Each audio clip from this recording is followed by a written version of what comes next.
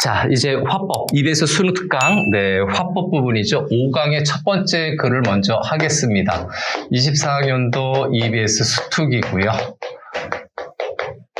네, 화법이죠. 네, 화법 적용 5강의 첫 번째를 먼저 좀 하겠습니다.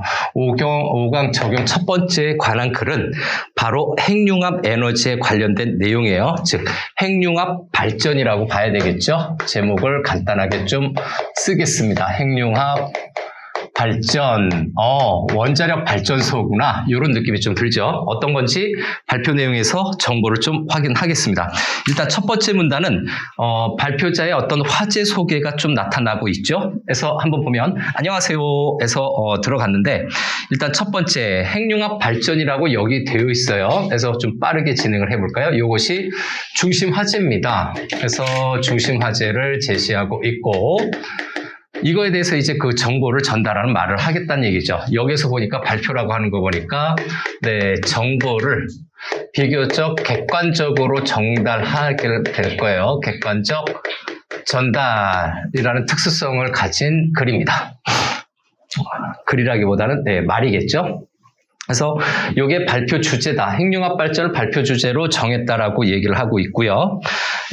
왜 정했습니까? 라고 할 때 태양이 45억 년 동안이나 막대한 에너지를 방출하고 있다는 사실에 흥미를 느꼈습니다. 라고 해서 막대한 에너지를 방출하고 있다는 것에 흥미를 느꼈다. 이 내용이 그 중심 화제, 발표 주제 선정의 원인이 되는 거죠. 주제 선정의 원인이다라고 볼 수가 있죠. 그래서 핵융합 발전에 대해서 좀 얘기를 할 텐데 태양과도 같대요. 태양이 핵융합 발전과 비슷하구나. 그 다음에 두 번째는 여기 핵융합 발전에 이어서 아시나요? 라고 하면서 청중의 반응을 보며 라고 하는 부분이죠. 이런 거 이제 좀 자주 나오잖아요. 여기에서 이 질문 형식으로 좀 역적으로 쓸까요? 그래서 여기에서 질문 형식과 함께 청중의 반응을 보거든요. 그래서 청중의 반응 본다라고 하는 것은 청중의 배경 지식을 확인하고 있는 겁니다. 여기서 배경 지식 확인을 하고 있다. 어떤 그 단어 자체의 의미보다 어떤 화법으로 이야기를 하고 있는지 좀 체크를 해야 되죠. 그래서 청중의 이 질문 형식과 그 다음에 청중에 대해서 확인 작업을 들어간다라고 하는 것은 요거는 청중과 상호 소통을 하는 겁니다. 그래서 청중과 소통한다 이런 평가도 할 수가 있죠. 청중과 소통하면서 지금 이야기를 진행하고 있어요. 그 다음에 계속해서 자, 생각보다 아는 분이 많지 않으시네요. 라면서 핵융합 반응을 통해 라고 하는 건데, 자, 요 태양의 핵융합 반응이죠. 근데 여기 막대한 에너지를 만들고 있다라고 하는 것이 바로 핵융합 반응이거든요. 흥미를 느꼈던 부분이 바로 태양의 핵융합 반응 부분인데, 에너지를 만든다. 그 다음, 그렇다면 하는 부분으로 좀 넘어가겠습니다. 그렇다면 우리도 핵융합 발전 어쩌저쩌고 해서 뭡니까? 여기죠. 그렇다면 하는 이 부분부터 에너지를 얻을 수 있지 않을까요? 또 질문 형식이죠. 그 다음에 그래서 여기 다시 한번 여기에서 질문 형식이 계속해서 이어집니다. 이 사람이 말하는 특징은 질문 형식의 말하기를 좀 쓰고 있죠. 엄청난 에너지원을 확보하는 것이겠고 우리 인류가 최근 하는 부분입니다. 그래서 차세대 에너지원을 크게 주목받는 이유가 바로 여기에 있습니다. 라고 얘기하고 있죠. 그래서 여기에 있습니다. 라고 하는 부분 질문을 통해서 청중의 흥미를 유도하고 있죠. 이 정도로 해야 되나? 여기로 해야 되죠. 그래서 이 질문 형식을 통해서 청중의 관심을 유도하고 있다. 또는 청중의 흥미를 유도하고 있어요. 흥미 유도를 계속하고 있다. 이 사람의 말하기 방식은 청중에게 끊임없이 질문하면서 흥미를 유도하고 있다. 그래서 첫 번째 문단이죠. 여기가 바로 이제 첫 번째 문단이에요. 그래서 여기가 1문단에 해당이 되는 건데 1문단의 소주제는 핵융합 발전이라고 하는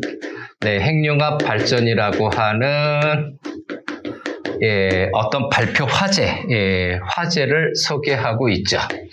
화제 소개다라고 간단하게 정리할 수 있겠네요. 뭐 심각하게 어려운 건 아니고요. 이제 두 번째 문단으로 가죠. 여기도 번호 다시 한번 매겨두고 여기 두 번째 문단으로 넘어갑니다.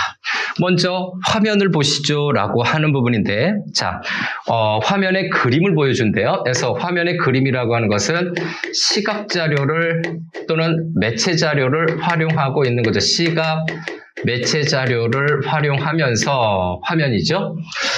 원자의 중심에는 원자핵이 있고 하는 얘기입니다. 그래서 이 그림의 내용은 뭡니까? 그 주위에 전자가 돌고 있습니다. 그래서 요 부분의 내용을 좀 보니까 시각자를 통해서 원자의 구조를 이야기하고 있죠. 그래서 원자의 구조를 설명하고 있다라고 체크하고 있습니다. 원자의 구조에 대해서 얘기하고 있어요. 그런데 하는 부분을 볼까요? 높은 온도와 압력에서는 이 원자핵과 전자가 분리되어 고도로 이온화된 상태인 플라스마가 됩니다. 라고 봅니다. 그래서 플라스마가 됩니다. 여기죠? 네. 요렇게 네모칸 쳐볼까요? 첫 번째 주요 특징은, 자, 원자핵과 전자가 분리되어 고도로 이온화된 상태라고 하는 것이 플라즈마의 개념을 설명하고 있죠. 그래서 이 부분은 저기 설명하려고 하는 플라스마라고 되어 있네요. 플라스마의 개념을 여기에서 설명을 해주고 있고요. 그래서 정보 전달이기 때문에 이렇게 개념으로 기초적으로 좀 설명을 하고 있어요. 다음 계속해서. 플라스마 상태의 원자핵들은 초고수로 움직이다가 서로 충돌하여 하나로 합해지는데, 해서 여기죠. 여기서부터 하나로 합해지는데 이것이 핵융합입니다. 플라즈마, 그 다음에 핵융합이죠.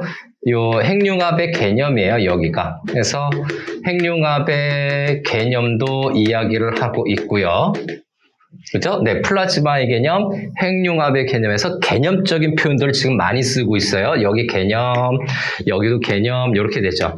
즉, 학생들의 배경 지식이 없는 거를 확인해서 개념 위주로 좀 설명을 해주고 있죠. 다음에, 핵융합이 이루어지는 원자핵은 그 부분인가요?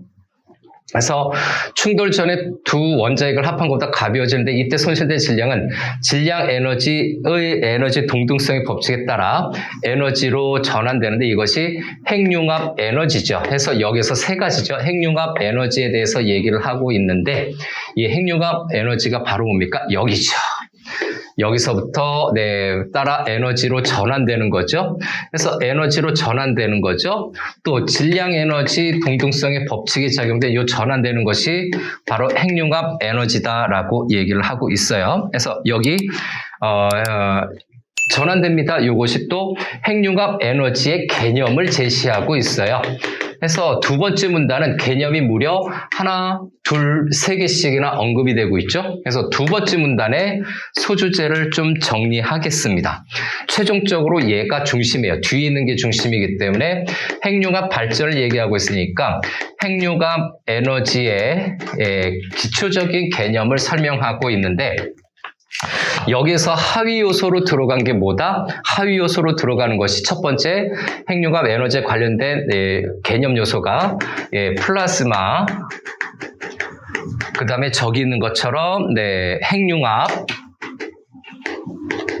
요 두 가지 개념이 합쳐진 거죠. 요 두 가지 개념이 합쳐져서 핵융합 에너지다라고 하는 개념을 형성하는 거겠죠. 용어는 좀 어려울 수 있지만, 심각하게 어떤 응용이라든가 변화된 내용을 보여주는 것이 아니라 기본적인 내용들을 얘기하고 있어요. 첫 번째는 핵융합 발전, 중심화제를 제시했고, 두 번째는 이 핵융합 발전의 가장 중요한 요소인 핵융합 에너지에 관련된 하위 요소들이라든가 개념들을 설명하고 있다. 별로 어려운 글은 아니네요. 이렇게 보면. 자, 차근차근 보면 생각보다 어렵지 않아요. 다음 세 번째 문단으로 넘어갑시다. 그래서 핵융합 발전은 하는 부분인가요? 네, 여기서부터 또 체크해 봅시다. 핵융합 발전은 이러한 원리를 이용해 라고 하는 건데, 여기가 세 번째 문단이죠. 그래서 여기가 세 번째 문단, 체크 좀 해놓고 정리 좀 합시다. 그래서 세 번째 문단, 그 다음에 이쪽으로 보니까 그렇지만 네 번째 문단, 그 다음에 마지막 제가 오늘 마무리되는 부분이죠. 다섯 번째 문단이죠. 물론 마지막 부분을 먼저 읽고 앞부분을 보는 것도 좋은 방법이에요. 그런데 이번에는 순서대로 좀 한번 보겠습니다. 3, 4, 5문단 바로 진행하죠. 자, 여기에서 핵융합 발전은 하는 부분이죠. 핵융합 발전은에서 설명을 하고 있는데 이런 원리를 전기를 만드는 것이고 그래서 핵융합 발전이라고 하는 건 전기를 만드는 것. 1번 해볼까요? 다시 한번. 핵융합 발전이라고 하는 것은 첫 번째 전기를 만드는 것. 원료로는 주로 중수소와 삼중수소에서 원료로는 주로 중수소와 삼중수소. 요번에 그 일본이 그 원자력 발전소 폭파 이후에 오염수를 좀 배출하려고 하는 거죠. 요거 2번 이렇게 들어갈까요? 그래서 핵융합 발전에 필요한 것이 일단 전기를 만드는 것인데 거기에 관련된 특징으로 삼중수소와 중수소, 이중수소겠죠. 중수소와 이중수소가 사용이 된다. 요것은 원료의 개념이겠네요. 중수소와 삼중수소가 원료가 되는 거고, 자, 이 그림에서처럼 해서, 여기에서 이 그림이라고 하는 것은 뭘까? 바로 원료로 사용되는 이중수소, 중수소와 삼중수소에 대한 그림일 거예요. 그래서, 원자핵이 서로 충돌하면 헬륨으로 바뀌면서 핵융합 에너지를 얻을 수 있습니다. 그래서 핵융합 발전의 방법이 있죠. 그래서 중수소와 원자핵이 충돌하면 해서 여기서부터죠. 여기서부터 핵융합 에너지를 얻을 수 있습니다. 라고 하는 부분인데 바로 이것이 핵융합 발전의 방법입니다. 그래서 이 부분이죠. 이 두 줄에 걸쳐 있는 내용이 핵융합 발전의 방법이다라고 볼 수가 있고, 핵융합 발전의 방법이라고 정리할 수 있겠습니다. 중수소는 부분으로 이제 넘어갈까요? 자, 다시 한번 시각 자료를 활용한 부분을 통해서 핵융합 발전의 방법을 얘기하고 있어요. 여기 화면의 그림이라고 하는 것은 시각 자료에 해당이 되죠. 시각 매체 자료라고 얘기했었습니다. 그래서 바닷물에서 쉽게 얻을 수 있고, 그래서 발전소가 바닷가 근처에 좀 많은 거구나 라고 볼 수가 있죠. 삼중수소는 매장량이 풍부한 리튬에서 얻을 수 있기 때문에 핵융합 발전이 성공만 한다면 인류는 사실상 무한의 에너지원을 획득하게 되는 것이다. 무한한 에너지원을 획득하는 것인데, 자, 삼중수소는 리튬, 매장량이 풍부한 리튬. 그 다음에 중수소는 바닷물이죠. 그래서 원료의 채취원을 얘기하고 있습니다.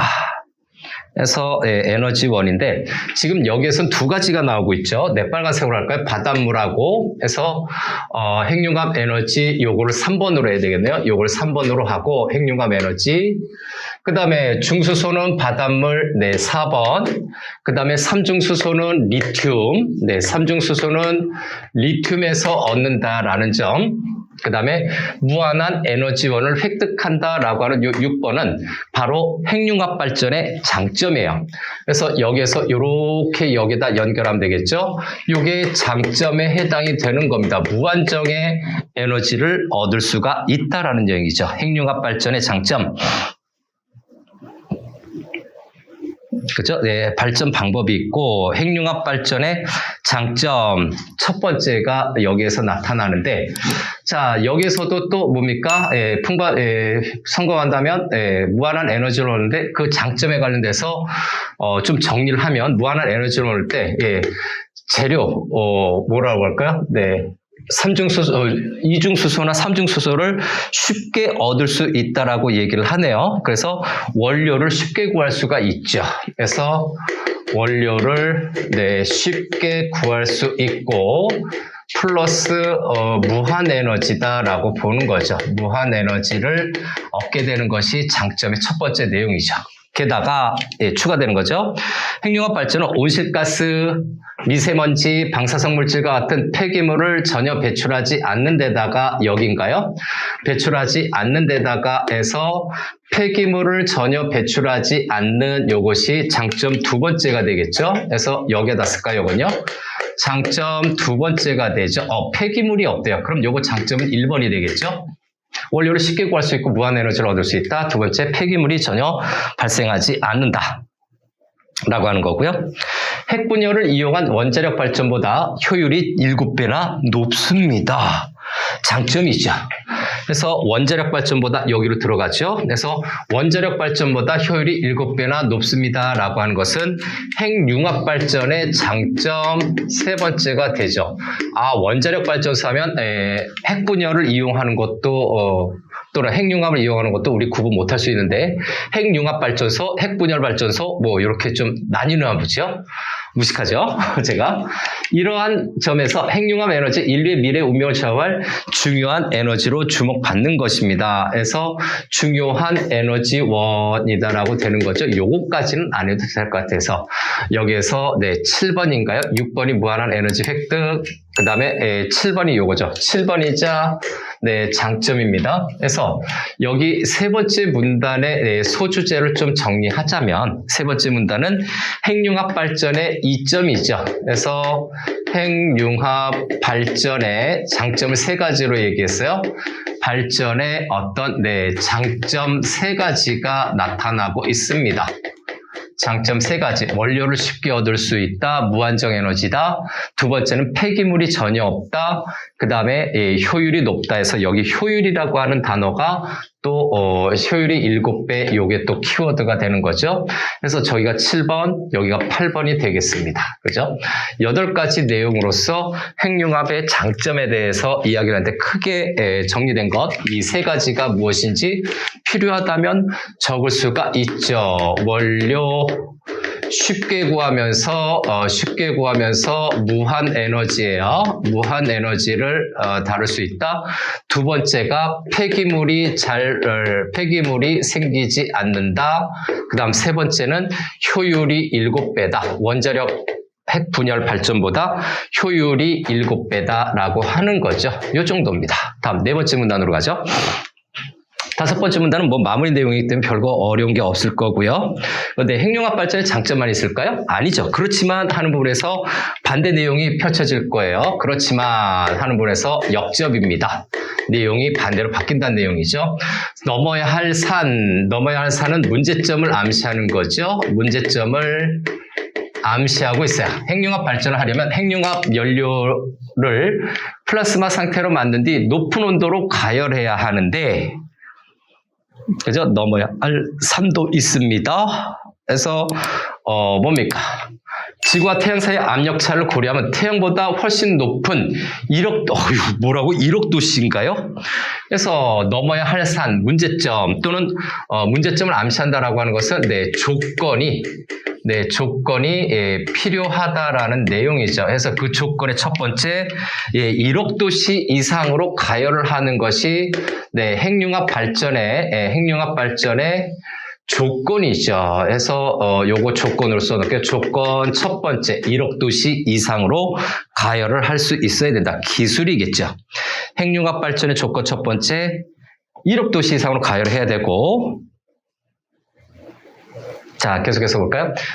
이 상태가 오랫동안 유지되도록 핵융합 반응이 지속적으로 일어나도록 해야 합니다. 그래서 1억 도시 이상, 그 다음에 지속적으로 일어나도록 해야 된다는 내용이죠. 1억 도시부터 여기까지가 조건 첫 번째죠. 결국 핵융합 발전의 성패는 고온의 플라스마를 얼마나 오랫동안 여기에 정리되고 있죠. 핵융합로 안에서 회전하도록 하느냐에 달려 있는데 회전이구나. 1억 도시 이상이 된다라고 하는 것은 바로 회전입니다. 회전을 해서 1억 도시 이상으로 만드는 거죠. 지속적으로 되는 것이죠. 이것은 결코 당연하죠. 쉬운 일이 아니죠. 그리고 얼마 전 우리 기술을 개발한 핵융합 연구장치인 K-STAR가 세계 최초로 1억 도시의 플라스마를 30초간 회전하는데 성공했다는 반가운 보도가 있었는데요. 최근이죠. 그래서 언론 보도의 내용을 활용합니다. 그래서 우리의 기술 수준을 얘기하고 있죠. 핵융합 발전소 운영에 필요한 최소 기준이 300초라고 하니 30초니까 우리 기술에 의해 하루바삐 이 목표에 도달할 수 있는 날이 왔으면 좋겠습니다. 자, 우리 기술이에요, 여기요. 그 다음에 얼마 전 우리 기술로 해서 성공했다는 반가운 보도. 됐나요? 반가운 보도가 있었는데요. 여기까지죠. 그래서 여기에서는 언론 보도의 내용을 활용을 해서 여기죠. 그래서 여기선 언론 보도 내용을 활용해서 무엇을 나타내고 있습니까? 우리의 기술력을 이야기하고 있는 거죠. 그래서 우리나라의 기술 수준이죠. 그래서 바로 여기입니다. 성공했다라고 하는 우리나라 기술 수준에 대해서 지금 이야기를 하고 있고요. 긍정적 전망을 이야기하고 있죠. 그래서 두 번째, 300초라고 되어 있는데, 핵융합 운영에 필요한 최소 기준이 300초라고 되어 있네요. 그래서 이것이 조건 두 번째입니다. 핵융합 발전을 위한 두 번째, 300초면은 대략 5분 정도 회전을 시켜야 돼. 1억 도시 이상을 5분 정도 유지할 수 있는 그런 기술이 있어야 한다. 핵융합 발전의 조건이죠.